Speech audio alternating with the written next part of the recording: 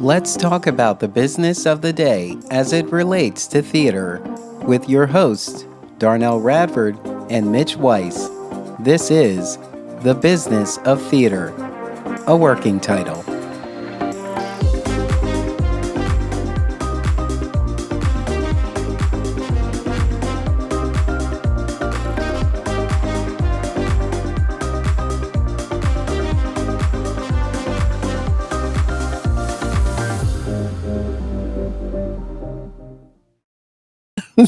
I haven't thought of any jingles yet, but Mitch, I know we're trying to find a working title, but we cannot name the podcast The Business of Theater. We work for pennies and cookies. We can't do that. Well, it would be an accurate May work title. for pennies and cookies. It's an accurate really title, and what can we do? You know, how about playing with money? Yes, there's a subtitle. I'm sure many organizations are still struggling to come up for air, clear air, because we are still in whatever stage of pandemic we are in. Working for pennies has never been a thing that we should do, and it is a mindset that we need to retire. Also, if I hear from one more nonprofit regional theater the phrase, we're backlogged with plays, it's like, then I just want to strangle them and say, la, la, la, la, la, I don't hear it. La, la, la, you can't, don't say that word. It's tiring. Where's the leadership? That's what the word means. Not excuses. It means leadership. And you had plenty of time to come up with a plan, and you were paid for it, and you didn't come up with a plan. Anyway, well, I know. Hi, Darnell. How are you today? Hey, Mitch. Welcome to The Business of Theater, a working title. I'm Darnell Radford. I'm Mitch Weiss. That's Mitch Weiss. And we're already down to business. Mitch, I know we had talked before about, what did you just say? You're talking about riding from the head down. No. Leadership. You just said it. It was about leadership. Oh, okay. So we had asked the question before, like, what were we doing during the pandemic besides panicking? You know, were we not thinking clearly about what would happen once people gained the confidence to return to theaters again? Or, what were we doing? We were just sitting, hoping that 2019 would return. It's 2022. And at least I know in our region, we have, you can go to one theater where masks are strongly required, but you can go to another theater that's just larger, and for whatever reason, there is no policy whatsoever. There is a general statement.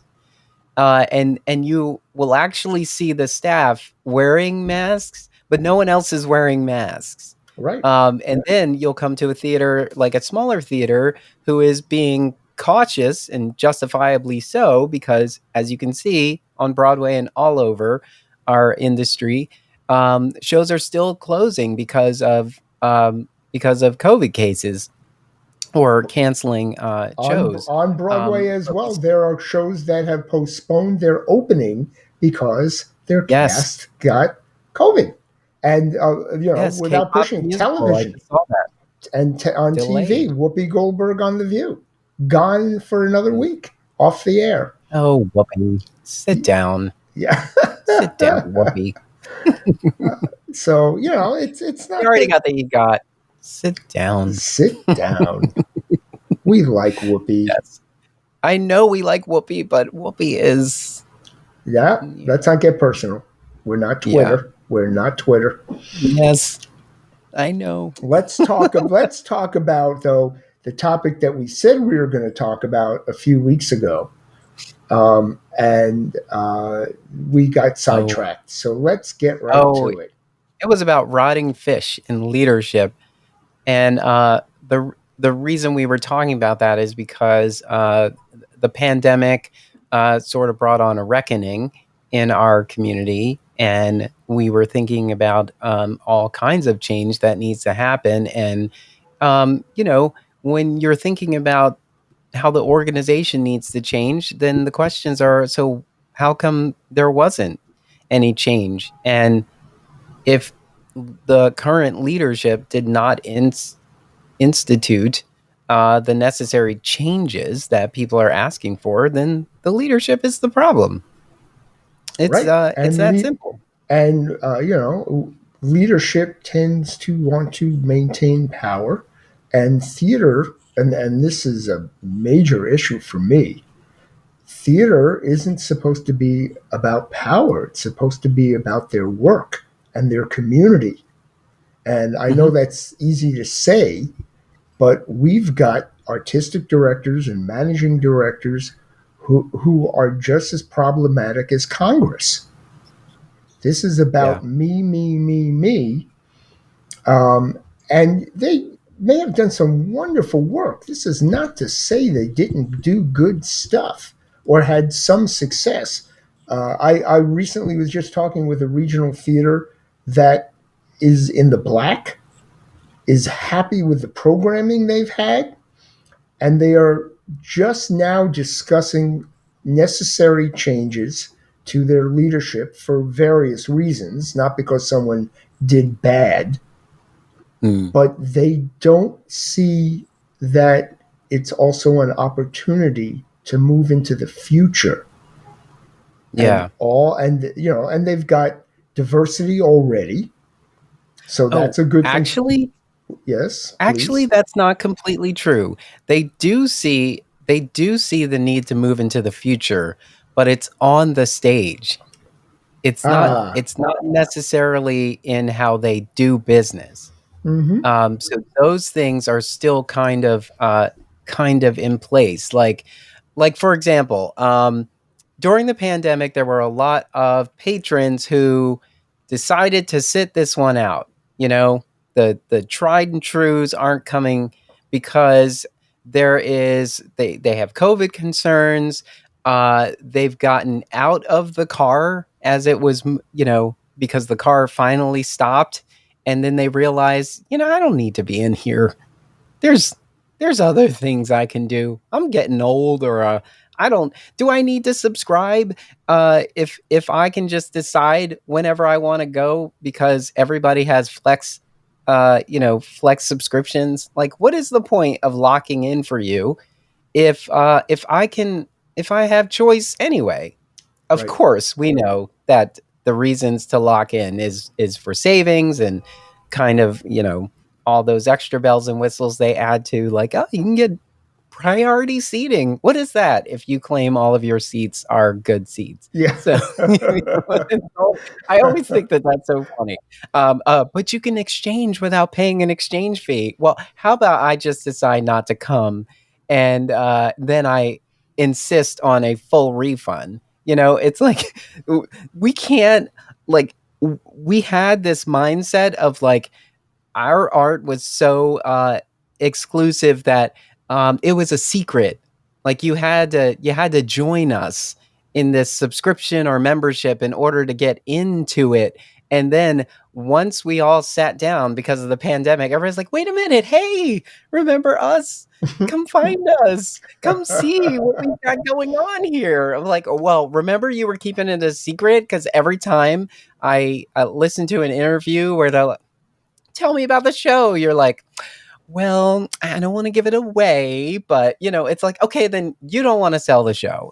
It's like, make up your mind. You cannot be vague about what it is you're doing. You can tell them on a soapbox. You can't be vague about what you're doing and then expect everyone to blindly follow you into a space that isn't as safe as it was before, right? Well said. But now I have to say, since you've just said it so succinctly, and Secure.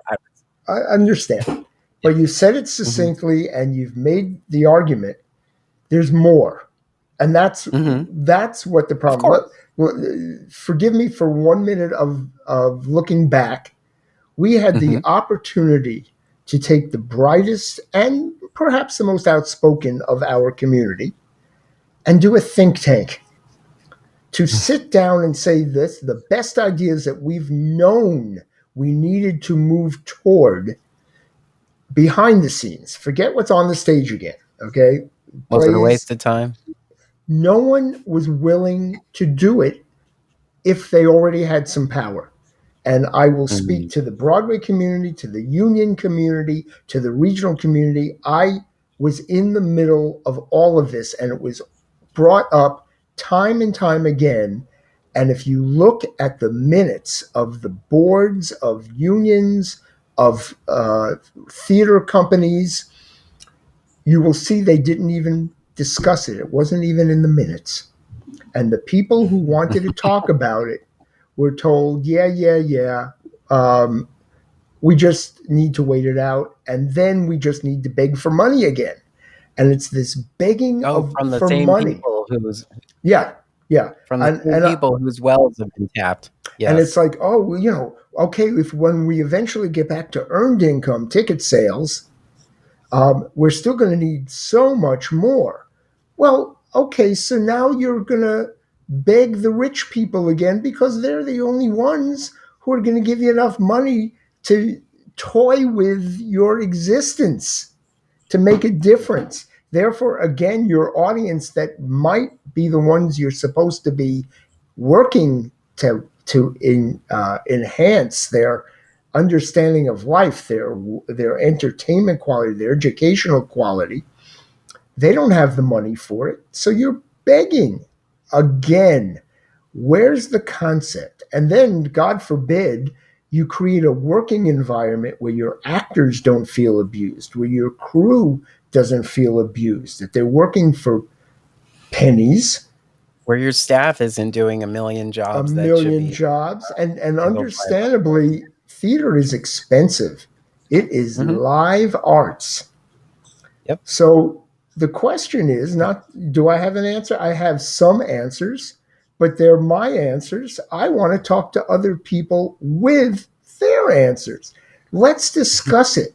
And the people in leadership weren't leading, but they were Mm. getting paid from the PPE money from the federal government.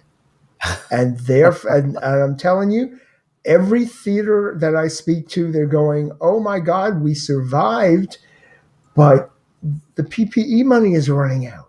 What do we do now?"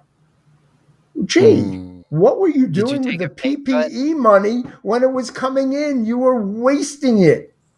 Did you take a pay cut at that time, Oh, or did don't even everyone go else take there. I a think cut? we've already discussed.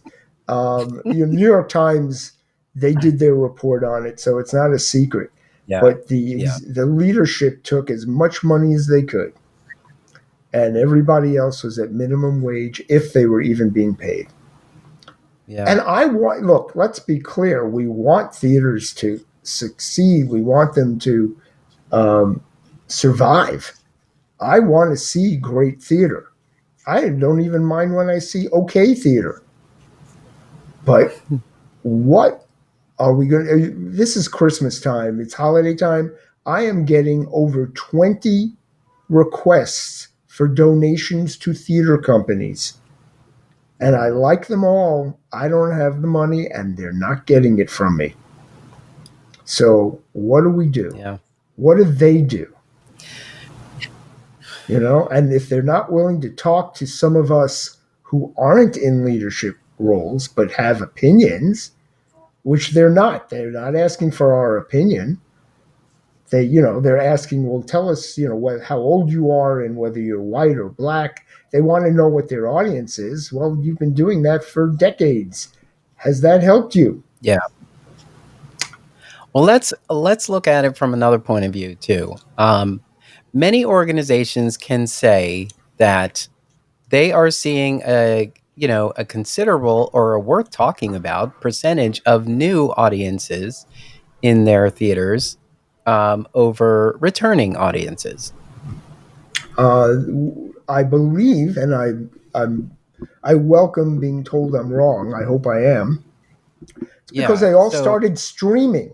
And all of a sudden, all these audiences were available at home, and they're available in Japan and Los Angeles at the same time. true.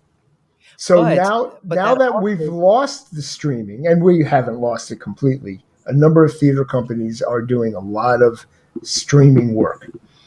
But that Um, also says that there are some artists there are some artistic leaders who are looking for who have, shifted or have changed direction. If they are reaching new audiences with the work that they're bringing to the stage, now's the time to embrace those new audiences and stop begging the old audiences to return.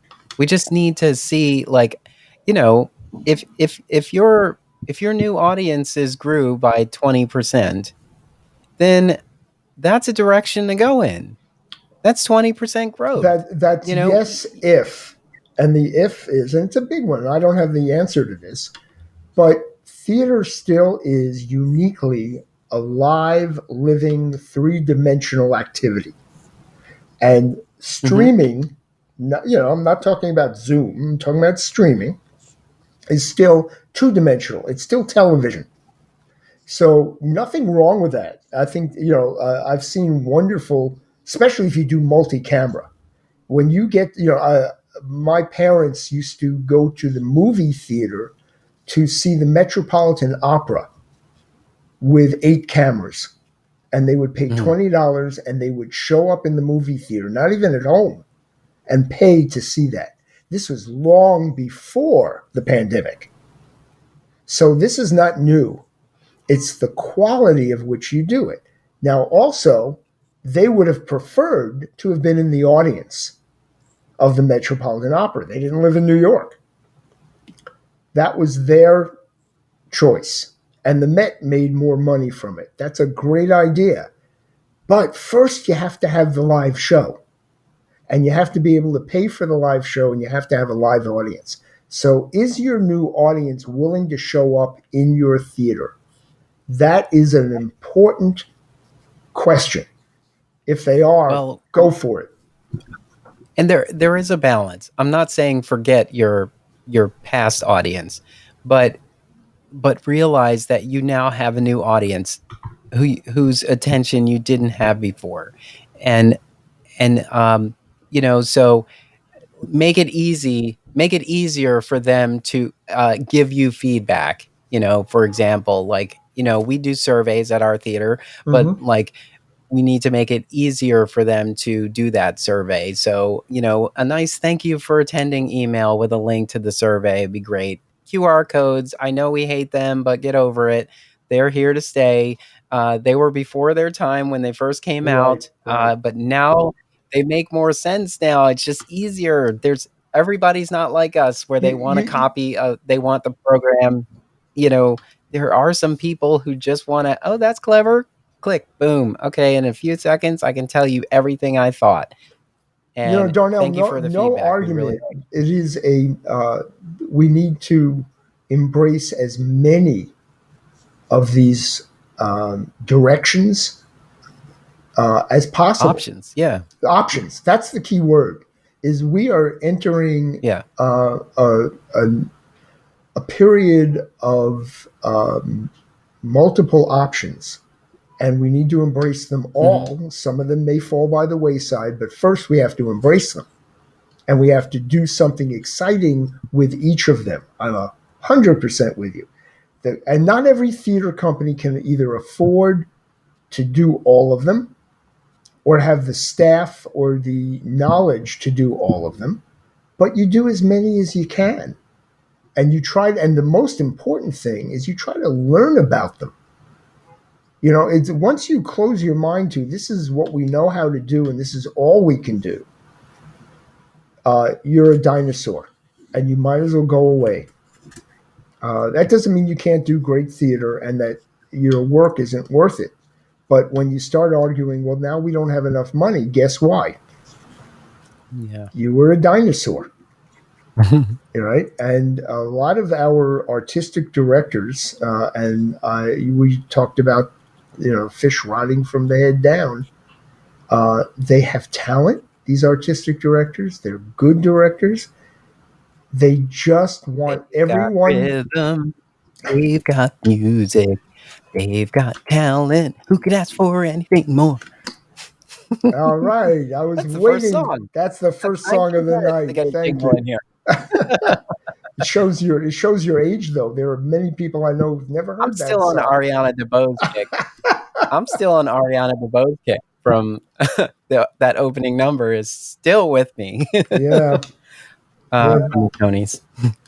And I, of course, go Yes. back to the Neil Patrick Harris opening for the Tonys, which is the Mhm. best ever produced Yep. anywhere.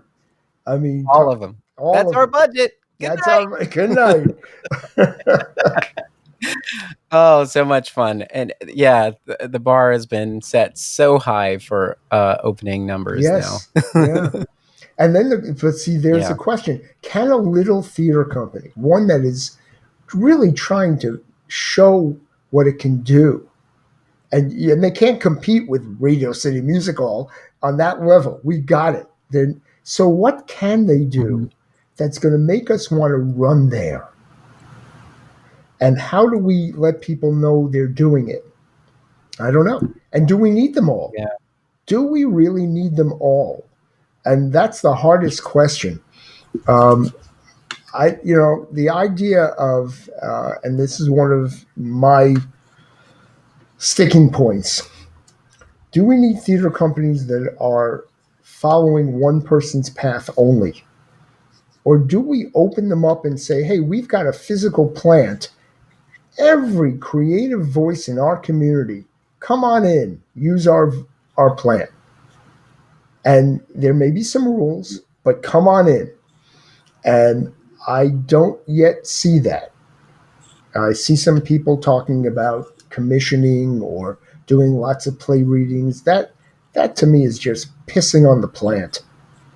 I'm sorry. It's Yeah. not watering them; it's pissing on them. So Yeah. again, it's placating. It's the same way that we talk about placating diversity and inclusion, right? So many Hmm. people are look. It's better than not. Let's not pretend to care. All right, we're bringing it Yes. out. Yes.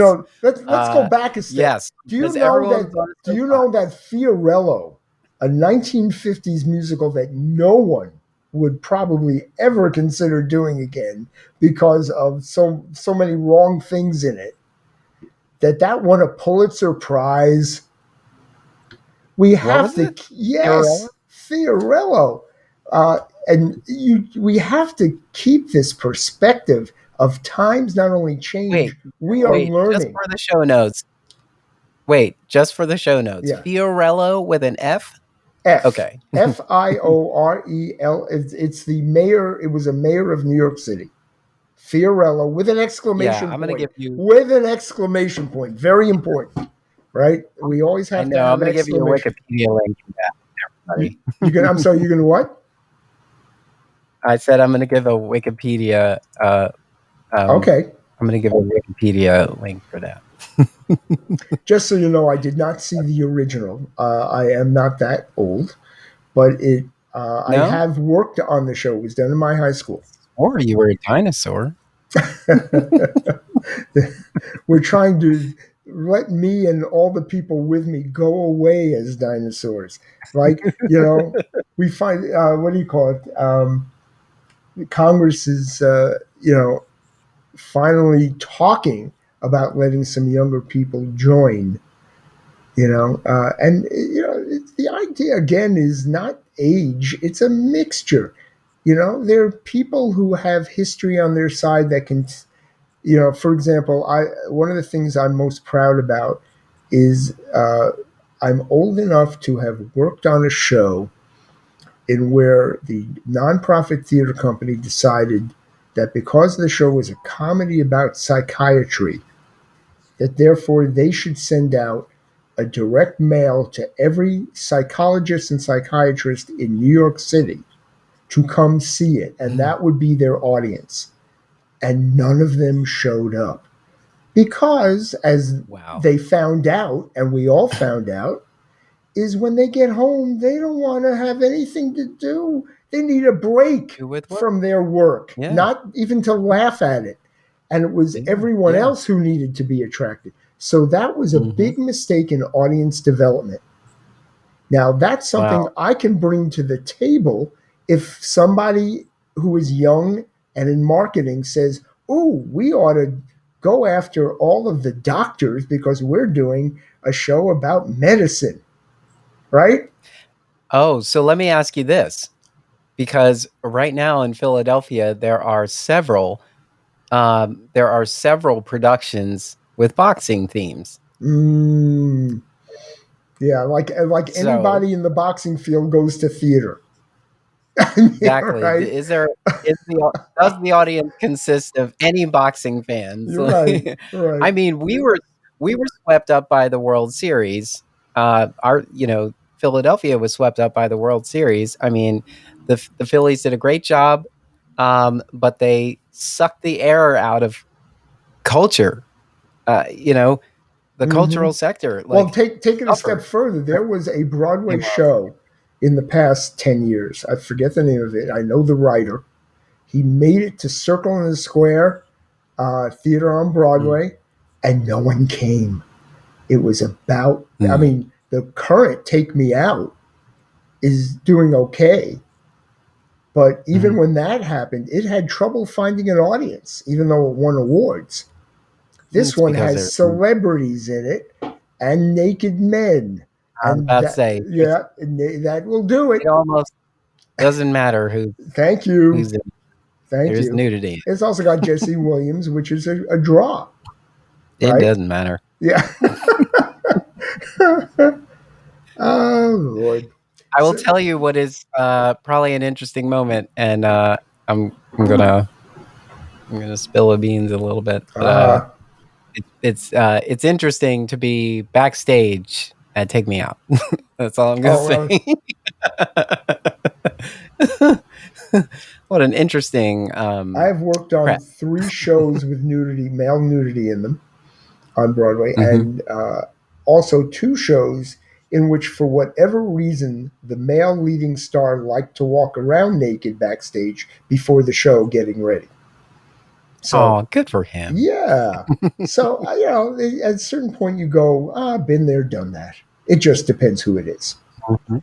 Oh, yes, yes. I mean, that it's shocking for the audience because this is the first, they either expected to see it or but now it's a shock because they don't see it all the time, Right. So when they do, it's like, okay, um yeah. I will say that a production that has nudity, like, I know that we're it's usually like, it has to make sense. It's got to be in there, but I feel like if it's there a little longer, just a little longer, then everybody kind of adjusts. Hmm.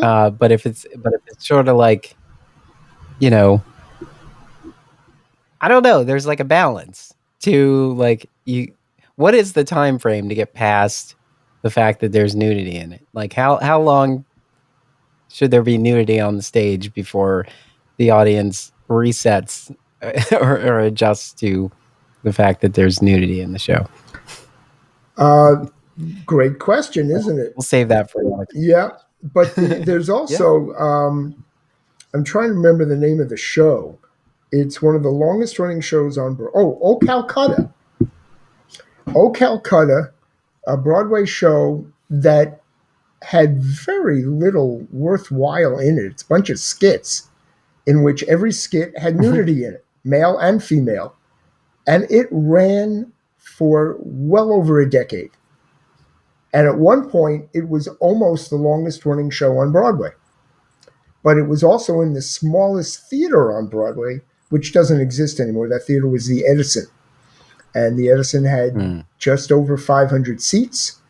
and it could run forever. It would sell out.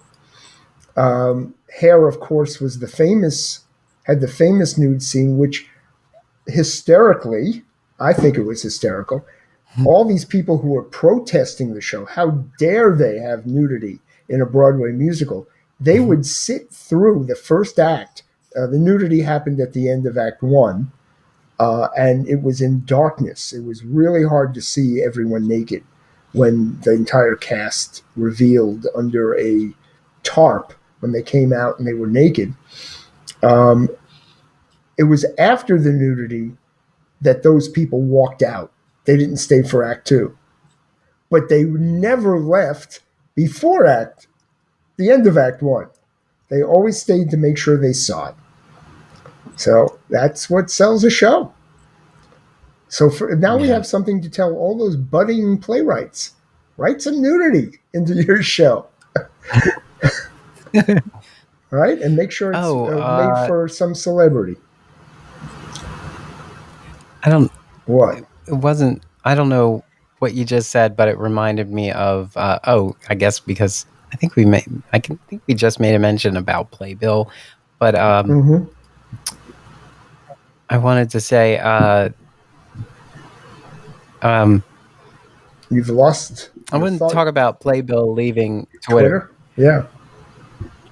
Yeah. Well, So Playbill decided that this toxic trash heap that is Twitter, that has always been a toxic trash heap, yeah, it does was seem to just me strange that too people are first toxic for realizing Playbill. that. Yeah. Yeah. It's like, you know what? This is too much for us. I mean, we're still there. Everyone else is still there. I feel like there's a way to sort of weed it out because I don't see the chaos that Twitter fosters. Um, but yeah, I thought that was an interesting choice, Yeah. and there was there was a lot of if it seemed like the criticism that they had that they had received was from people who aren't necessarily Playbill followers. It's like, what? They're leaving? I'm going to follow them just so I can complain about them leaving. How dare you get out of here? Thanks for our followership. Join our mailing list if you want to talk to us. We're just not going to comment here You anymore. know, well, and that's We're just it. going to You our know, for people who aren't Twitter fiends, and that's to me the right Mhm. word. It doesn't matter. Playbill Yeah. could be wherever they are. I don't follow them anywhere. I get the playbill. I'm interested. And, I'm just not a social media hound. And Yeah, I was only on Twitter, same reason I was only on Facebook. It yeah, was like because I had started a company and the company needed a way to right. um, It's a promotional talk to tool. people because I didn't have brick and mortar. Yeah, So, yeah. yeah. You So know, and I don't now know. with Good between on you, Playbill. Instagram I and all get the other stuff, there are ways to, and social media is a powerful tool for some people, but again, the theater audience is not everyone. One, they don't have access to it. Um, and it is Yeah. interesting that streaming, during the pandemic, as I said, people had a reason to stay home and watch things. When you start to go back to work, whether it's at home or in person, and of course in theater we prefer them in person, um, then there's less of a reason to be watching all this streaming and social media. So now, are we Mm. talking about you have to be 16 years old again to actually care about what's on social media? We do know, and this is some old statistics, but I think it's still accurate, that for Broadway shows and regional shows, that people do get the message from social media, but they don't buy the tickets because of it.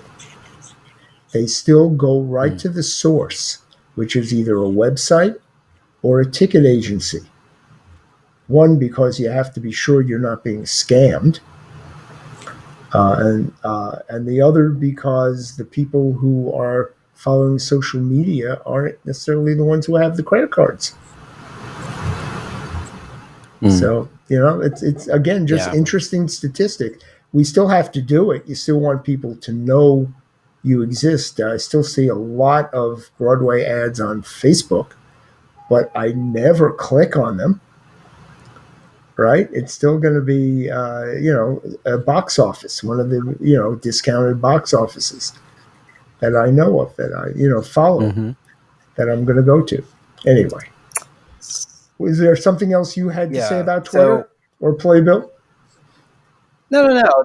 These are all like, since we've been gone. Here's some crazy stuff. That's Be careful. y- We you know, now I, have a new musical with all those songs in it, and Juliet, I know. Yes.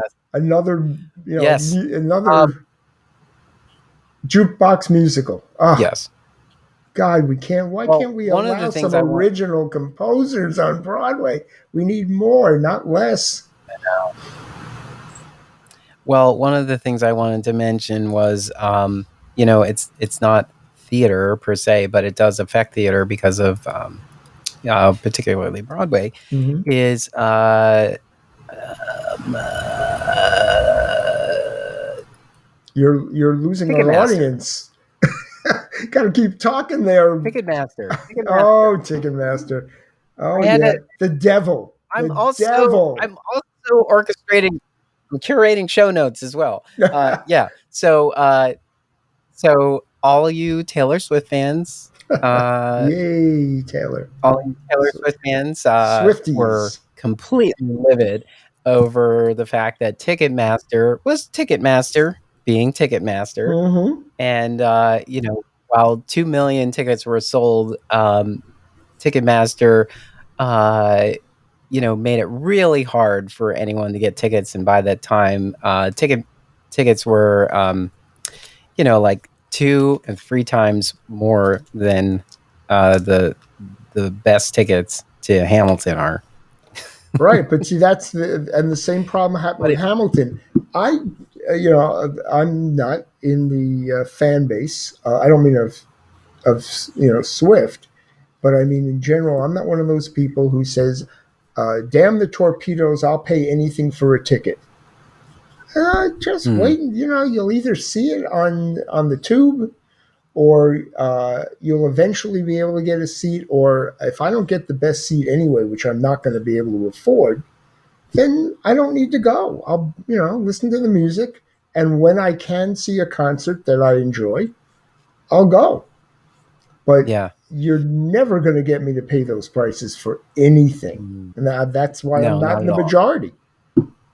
I guess. And the reason I wanted to talk about that, not just because of how, theater tickets are purchased through Ticketmaster, for some companies, but if you were to go to the New York Times to try to read this article, boom, Mm, you get hit by a paywall. paywalls. A paywall says you ran out of, like, you reached your limit. I'm like, I haven't even read anything. What are you talking about? I hit the paywall, which also brings up another question. So if one of the key places for us to promote the arts is in newspapers, and everyone for anyone to actually get to those, ads or, banners or articles, they're hit by paywall. Are these newspapers useful to us anymore? Well, that's a great question. It depends, though. A lot of people, the newspapers need money too, just like every theater does, right? I And know, they are but not they hung 100%. their hat on however they make money before for too Well, it long. was a combination before of ad space and subscriptions. And they're sticking to Hmm. that. Again, it's an old, it's not the new normal, it's the old normal. We're all trying to get back to it. Yeah. Everybody sees their business model as what it was before. I don't like it. I do know people who still read the newspaper, but they tend to be old, and they're just, the problem is a lot of the news that I see online, which is free, is disgusting. It is opinionated, opinion driven. It is propaganda mixed in with a few facts. And places like the New York Times, at least, are attempting to, be as fact driven. They're opinionated too. I know it, but they're trying harder, and they do a lot of investigative reporting. That's the part I like, but I still won't pay for it. And that's me being a cheap Yeah. bastard. They haven't asked for that much money for me to be able to get in for an article. I acknowledge that. Well, Say, by the way, it's going in not. the same direction, places like Today Ticks and Show Mhm, Score, which offer sometimes free tickets to shows during previews, it's not free. They're mhm, like Ticketmaster. They're charging fees for themselves. So now the show isn't making a penny from me, and mm. they're charging $20 for me to get a free ticket to the Wow. show. I find Yeah. that is as disgusting as, and I happen to know be friends with the two people who created the $2 surcharge that Broadway theaters charge um, to pay for renovations in the theater that are tacked on to every theater, every show on Broadway. That's disgusting too. We need to just say, here's the price of a theater ticket. You know what you're getting. The idea that Yeah. there are all of these fees on top of it, you know, it's funny, Spectrum cable TV or internet keeps advertising no nonsense. You pay one Mhm. price, everything's built into whatever they've got. You don't have to worry about it. Maybe we need to get Yeah. theater to start thinking like that. If it's going to cost us $200 for a balcony seat, at least we know there are no fees because it's built in. Mm. I don't know. Yeah, oh, I thought you meant all the theaters come together because then sharing in the profits is not what they wanna do, so No, they're not going to do that. no.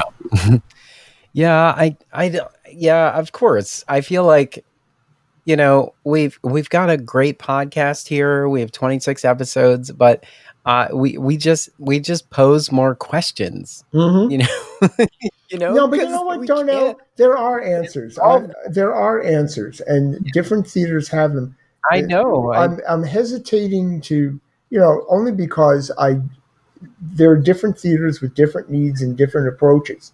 What I'm looking for, and it's not a question, I'm looking for the one or two theaters to start the ball rolling.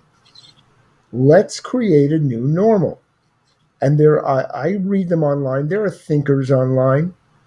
The problem is the leaders. Let's talk about the fish rotting from the head down.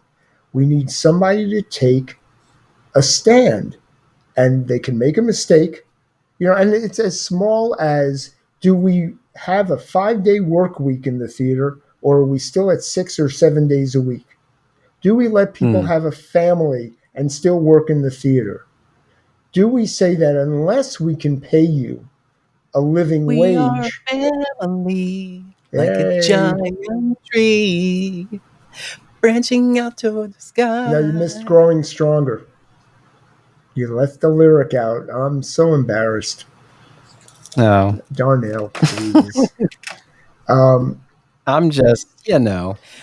you gotta throw it off, right? Otherwise, we would get sued, So I just By change. whom?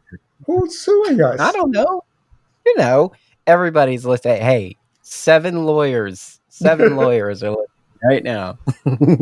Yeah, it is true. Yeah. There is somebody being sued for no reason. I just heard about it in the news. It's in our legal system. We're a mess. We came out of the pandemic. I get it, but the truth is, maybe we need to follow the Roaring Twenties example, which waited Mm. 5 years after the 1918 pandemic, and all of a sudden they had all these illegal cabarets going on. Maybe that's the direction of theater, that we need a lot of small stuff. We need a lot of drinking in the theater, which is all the cabarets were Debauchery. about in the days of the We Roaring need Twenties. debauchery. Lots of debauchery. So if we were to do that, like, is who is that a slap in the face to? Equity? No, it's not. It's not a slap in the face to anyone. It's just finding an affordable approach, which will then lead to another approach. You know, Hmm. one has to remember. One, listen to me being so um, literary. Uh, we have to remember that the days when Showboat first hit the Broadway scene, it was a story. They weren't used to that. Ziegfeld had a bunch of songs and skits, and that's what Hmm. Broadway was. Then all of a sudden, somebody came out with a storyline with music attached. And then, God forbid, in those days, they actually had racial themes. I mean, we're still talking about it like it's new, right? It's like how much longer do we have to wait? And of course, racial themes written by white people, right? We're Hmm. still not there yet. We're first getting to a strange loop. We're first getting to. I just saw a show at Manhattan Theater Club, When the Mountain Meets the Sea. What a strange, strange piece of work. Uh, I don't want to. I have nothing bad to say about it. It was strange, but it's written by a Haitian playwright about what he thinks is a Haitian theme. It's very odd because it has white mountain music in it. I mean, it's an Hmm. odd mixture of everything, but the writer is writing authentically from whatever viewpoint he has. And it was very interesting. So, do I want to see that instead of seeing a revival of Camelot? Damn tootin'. Lincoln Center's bringing back Camelot. And I'm telling you, by the way, I saw the original. That I am old enough for. I was bored out of my mind on the original. And I know lots of people love things like that, but I'm telling you, I'm not interested. That's me. So you know my prejudices one way or the other. I'd much prefer to see um, someone trying Spamalot. something new. Spamalot, yes. Spamalot's worth seeing. That's fun. Um, Yeah. yeah, see, look, and I'm a middle You see, generation from then. the diaphragmalots. There's room for all of it. There's room for all of it. However, and look, Yes. the original Monty Python, bring us shrubbery, one of the best lines in all movies. You know, the Mhm. trees that say "niet." Um, Yeah. wonderful stuff. Uh, Yes. in addition to other things not being wonderful or being for other people, all good. But what is our theater going to do about the money issue? And that's really, we're talking the business of theater. That's what our podcast is named. We still don't know maybe we need to subtitle it Bring Us Shrubbery Bring us shrubbery. I'm gonna put that in as a rejected as a title. rejected. Bring us Oh, I thought shrub I was trying so hard. shrubbery. Well, yeah. Sometimes I would in a space I would say it's a rubbery. I was rubbed. That was rubbed. I was rubbed. Yes. Do you have So an I answer? Look, you're in the middle of this. Do you have an answer, or is it just going to be that we continue to beg rich people for unearned income? And I love that term when these board of directors, and they always ask me, I'm a managing director or I'm a general manager. What do we do to increase our unearned income? You just said it's unearned. You don't deserve it. It's like well earn it for your services, maybe. Your I education division deserves. Okay, I get that.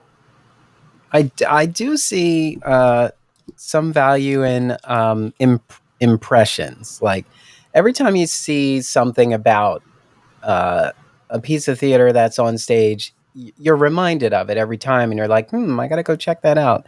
Um, this doesn't work for everyone per se, but sometimes seeing that, and not necessarily from us, the organization, but from people who are actually seeing the work, Hmm. like saying that they went to see it, go see it. Like enough people are going to see it. I got to see what the buzz is all about. I think that there's some benefit to that. So like Yeah, word of usually what we're mouth. trying to Word of do is mouth get is the best advertisement, but that best takes way to get time. people to the That end. takes Yes, time. And that means you have it to run does, your show for a long time. which means you got to come to previews. Right. Usually you can save money there. So come to previews. We've But been working so and hard on this. and Like just again, because they're previews in doesn't the mean old we don't have it days, together. but Darnell, in the old days, previews were discounted drastically, and Yeah. or we invited people secretly. We invited hundreds of people for free because we wanted a live audience to tell us whether this show was working and where we needed to make the improvements. And then they went out and said, I just saw this wonderful thing. It needs a little work, but it was wonderful. And that was the concept. Now they've discovered that the theater lovers will pay full price to go to a preview. So they've decided Mm, not to encourage anyone but the theater lovers. And if the theater lovers aren't enticed by what the show is about or what they know about it, then nobody goes to the previews. And then you don't get word of mouth. well, you saw that link I shared from American Theater. New Mm-hmm. study measures the sales decline of the 2021-22 season. Right. Um, there was a line in it that said data also shows a decrease in discount buyers. So people don't Yes. necessarily seem to be motivated by lower prices. Right. So Fascinating. it's not that, yeah. So it's like there is this mindset that we're going to lower our prices across the board to make it more accessible, which is one thing, but at the same time, that is not the enticement. No, it's Like we not. still have to, there still has to be a sizzle, Well, to it's still get about the you in there. So show. we do have to And create. that's one of Yes. the things that have been consistent on Broadway is that you can say or do whatever you want. If the show isn't good, it's still not going to run. The Hmm. audiences are going to let you Yeah. know. So, the one amazing thing Ain't got a hit, kid. about Ain't got a regional hit. theater is they have subscribers. So they know, hey, at least Yeah. we have X number of weeks or sometime months if they have tons of subscribers. We know we can fill the theater. So that's Yeah. great. That's the advantage of regional nonprofit theater. The problem is that's Hmm. not enough to pay the bills. That's so interesting to me. And maybe, we were talking about not bringing up solutions. Well, I'm going to bring up a radical one I heard. One of the things that nonprofit theater does that commercial theater does not is it pays its staff year round whether there's a show there or not. Ooh, that sounds like a great idea. Well, that's what most nonprofits do because they need a staff to be raising unearned income during the downtime and to work with the subscribers. Well, the problem is, what if Mm-hmm. nonprofits went the other way and said, all we're going to do is every time we have a show, just like commercial theater, we're going to hire a staff. And we may have to pay them a little more Mm. because they're not working year round, but we're going to start from scratch just like a Broadway show does. Well, then we only pay people for the time we need them. So that then the question is can that Yeah, well, there's a lot of foot dragging in between those moments, and so they have to. It's um, so some of the things that I've experienced is if they are no longer on your payroll, they are not engaged with whatever it is you're trying to do. right? You hire So people who know their job, come in and get right to it. yeah, but it's something simple as like like for example, a postmortem. You know, if you want to do a postmortem after your show closes and you're not paying them, it's not likely that they're going to attend that. All right, but what if you You don't know, care about if it? you need to get that But feedback. Darnell, here's the difference, and I'm comparing apples and oranges. I got it, but let me do this for the moment. Hmm. Commercial theater. Okay, it's not fun, by the way. This is one of my big arguments with my union. But Hmm. 1 week before rehearsals, okay, the auditions have happened, the actors have been chosen, the theater is chosen. All of this is done by a general manager, a lawyer, and a producer. Period. Oh yeah, yeah. Then the company manager comes in and says, "Oh, we've hired the actors. They start next week. They all need to be on payroll with union wages, dues, and everything else in there, and all the contracts need to have been signed. Go." That's obnoxious. Yeah. How dare they? However, Broadway company managers know how to do it. It's disgusting. You work day and night, but you do it. Hmm. So then everyone goes up to the first rehearsal. The union show up, equity shows up, everyone shows up, make sure everybody is signed up for their health care or whatever else they need to do. You start rehearsal and it's done. You get to opening night, the show, you decide if the show's going to run, what you have to do, all the marketing people are there. The show closes, and the only postmortem is the TD, the general manager, maybe the company manager who's still closing out the show. I mean, they're on salary. So you Mm. keep the people who have to be on salary, have to be. Um, and the others just go away. Now, I don't like that, by the way. To me, there's too much work and you're abusing people.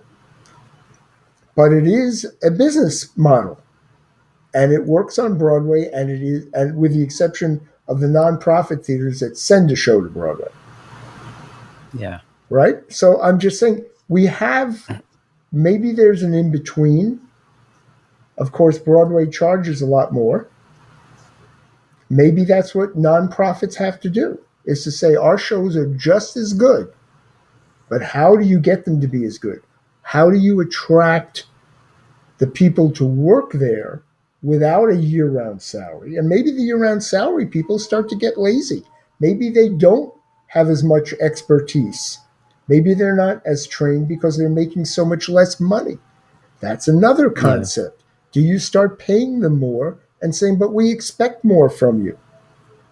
And we're going to charge Well, the audience more because we're going to have the helicopter in Miss Saigon come down. We have you, um, what's his face? You,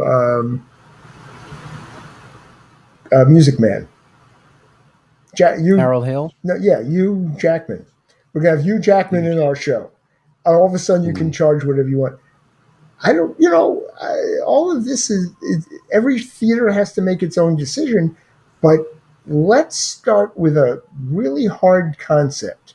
We're nonprofit, we're not having to pay taxes. How do we survive on our ticket income? We're Well, already getting I the benefit of not paying taxes. And that means that's a new normal, right? We're not going to beg people, except the ticket goers, for anything other than, but we also are trying to offer an education program. Maybe we ask them to fund that specifically, but not our shows. Maybe, That's what I was going to say. yeah, The difference the difference is a commercial production is one production, whereas a nonprofit theater is trying to produce 3 to 5 shows in a season and have an education not initiative, necessarily true have a though. gala, There are all these other producing things. offices on Broadway, commercial producers that have multiple shows. They also have education programs. They hire Mhm. people at a decent salary, maybe not union, but decent, and they run educational programs for their particular shows. I mean, their purpose is wrong, but they look at that as marketing, Yeah. right? And that's where they use the money comes out of the marketing budget, which they have. So, look, Marketing. I'm not saying this is an answer. I certainly, if I believed it, I would have done it in the past. I'm just saying that we really need the think tank. We can't just keep going the same way. And if our leadership, especially the artistic directors, aren't willing to sit down with smart people that they hire and say, let's rethink this, then they're going to continue to fail and struggle. And I'm off my soapbox. We need a song. And you milked that right to the Agony, minute. So we are. agony. So much painful, and much more painful than yours. Yes. And Knowing that you would come with we me. If there only were were doors. doors. Yeah, that part didn't Yes. work for the moment. Anyway. Yes. So we're over in time and now we're over Ah. budget. So that is our show. This is the business of Please send us theater, a money. working title. Darnell and I need money too. If you want our ideas to go further, send Sure. money. Yeah. I am joking. Send your money and ideas to tbot@em3ry.com. There you go. That is the business of theater, a working title. I am Darnell Radford. I'm Mitch Weiss. That's Mitch Weiss and the Fire Brigade. Yeah, in the And background. we'll see you at a theater. Bye bye. Thank you for listening. Tune in next time for another episode of The Business of Theater, a working title, with Darnell Radford and Mitch Weiss. Subscribe to the podcast wherever you listen to podcasts. Share the podcast with a friend, colleague, or give us some social media love. This podcast is an Emory production. Visit us online at em3ry.com/TBOT. Follow us on Facebook, Twitter, and Instagram at em3ryotm.